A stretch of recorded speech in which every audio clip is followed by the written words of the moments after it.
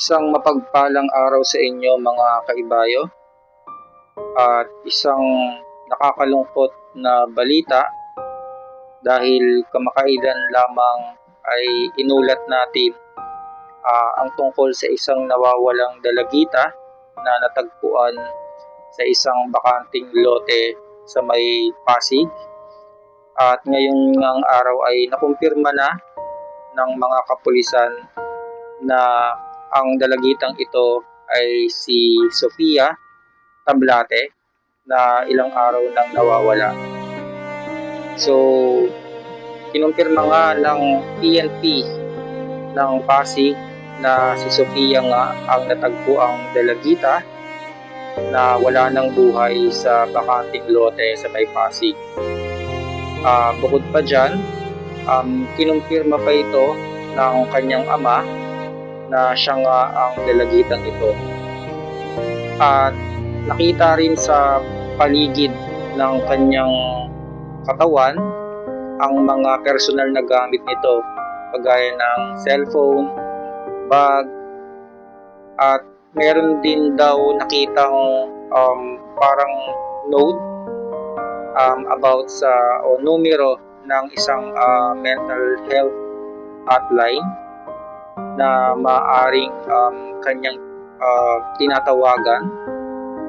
At bukod pa dyan ay meron ding nakitang cord or nylon cord malapit sa kanyang bangkay.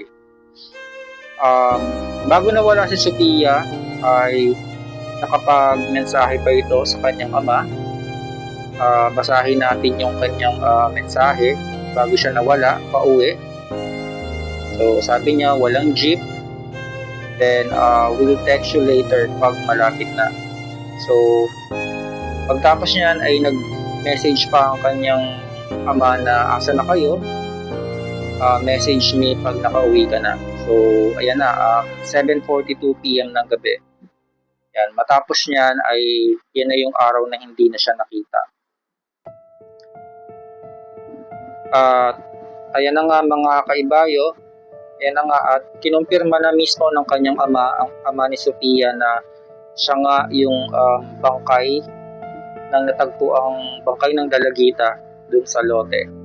So ito yung sinabi ng kanyang ama: "Love, after the autopsy, it was confirmed there was no foul play. No harm done to you by anyone.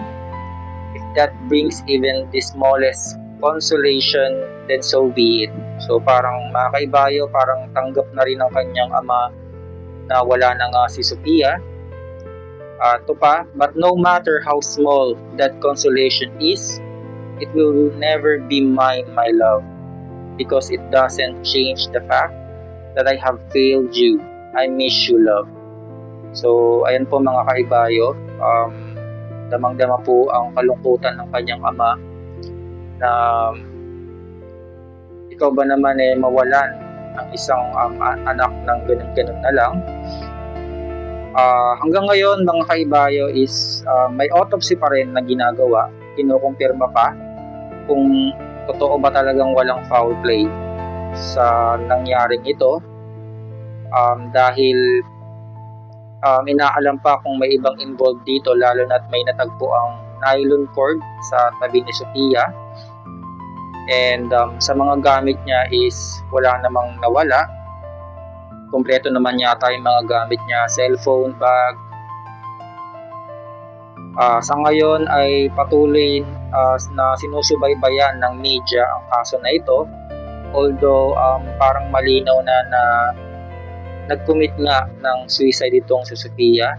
Kaya mga kaibayo, sana ay ipagdasal na lang din natin ng kaluluwa ni Sofia. And susubaybayan pa rin natin to, hintayin natin kung anong masasabi na or ang final na masasabi ng kapulisan tungkol sa kaso na ito. And talagang nakakalungkot. So rest in peace, condolence sa pamilya ni Sofia. And yun lamang sa ngayon mga kaibayo. Naikisuyo na rin na i-follow nyo yung channel ko at kung pwede mag-comment na rin kayo kung saan kayo nanonood. For example, Ibayo Pasig, Ibayo Mandaluyong, para malaman ko rin kung mga taga saan ba yung nanonood sa akin dito. Please follow my channel